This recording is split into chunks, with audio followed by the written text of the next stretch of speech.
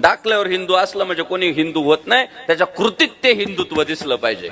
आता हे काल परवा त्या मालेगाव तालुक्यातलं ते डोंगराळे गाव, विजय खैरनार आडनावात हिंदू आहे, नावात हिंदू आहे, कर्मात हिंदुत्व नाही ना.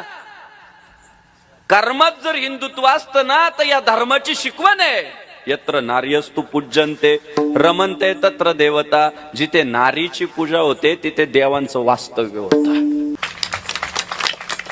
कर्मात जर हिंदुत्व असतं ना तर त्याला कळालं असतं की अरे या 365 दिवसामध्ये वर्षातल्या 9 दिवस फक्त मातृत्वाचा गौरव होतो, ज्याला नवरात्र म्हणतात.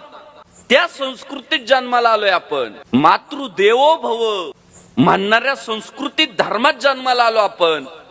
आणि त्यातले त्यात लहान बाळ तर देवाचं रूप हो.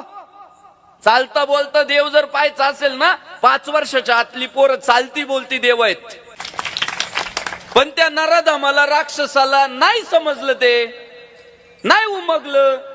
3.5 वर्षाच्या पोरीवर बलात्कार केला त्याने आणि दगडानं ठेचून मारून टाकली. जेव्हा ती बातमी कळाली ना दादा, किळस आली हो स्वतःची. देवानं राव माणूस म्हणून काल जन्माला घातला आम्हाला. माणसाच्या कुळात जन्माला येऊन इतकं गलिच्छ कार्य जर काही माणसं करत असतील तर देवानं कुत्रा बनवायला पाहिजे होतं आम्हाला, इतर पशु बनवायला पाहिजे होते, माणूस नव्हतं बनवायला पाहिजे. तुमच्या दाखल्यावर हिंदू असलं म्हणजे तुम्ही हिंदू होत नाही, तुमच्या कृतीतून ते हिंदुत्व प्रगट झालं पाहिजे.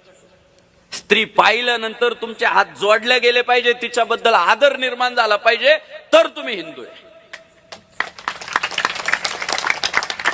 तिला जर तुम्ही उपभोगाची वस्तू मानत असाल आणि तिच्या शरीराचे लोचके तोडत असाल, नाही ते हिंदुत्व नाही होऊ शकत. तो हिंदू ते कृतीतून कळू द्या.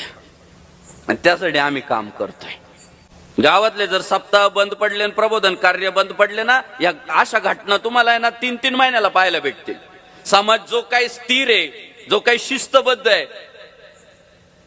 त्याला कारण जर काय माहितीये, धार्मिक जे प्रबोधन चालू आहे ना देशभर, धर्माच्या वाटेने चला, धर्माच्या वाटेने चला, अधर्माची वाट सोडा, पापाची वाट सोडा, हे सगळं लोकांना योग्य रस्त्याने घेऊन चालायचं जे काम चाललंय ना, त्याचं सगळं श्रेय जर कोणाला जातं तर धर्माला जातंय, धार्मिक प्रबोधन करणाऱ्या लोकांना जातंय.